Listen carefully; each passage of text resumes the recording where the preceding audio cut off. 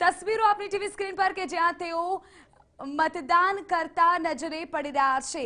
મહત્વપૂર્ણ છે કે 2,32,000 જેટલા મતદાતાઓ છે કે જેઓ આ બંને ઉમેદવારોનું ભાવિ નક્કી કરવાના છે, ત્યારે અત્યારે તો તેઓ મતદાન કરવા માટે પહોંચી રહ્યા છે।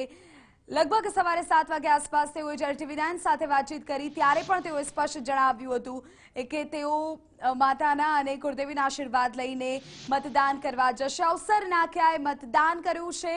કોંગ્રેસના ઉમેદવાર છે અવસર નાખ્યા અને રાજકારણમાં કુંવરજી બાવળિયાના શિષ્ય તેઓ ગણાય છે, ત્યારે ગુરુ કરતા શિષ્ય આખરે કેટલો સવાલ સાબિત થાય છે તે પણ 23મી તારીખે જ્યારે જનાદેશ સામે આવશે ત્યારે ખબર પડશે। પરંતુ આ તસવીરો કે જે આ બંને નેતાઓનું ભવિષ્ય હવે ઈવીએમમાં કેદ થવાનું છે, ત્યારે અવસર નાખ્યાએ મતદાન કર્યું છે અને તેઓ અત્યારે મતાધિકાર કરીને મતદાન જે બૂથ છે ત્યાંથી મતદાન મથકથી બહાર નીકળતા ટીવી સ્ક્રીન પર અત્યારે જોવા મળી રહ્યા છે।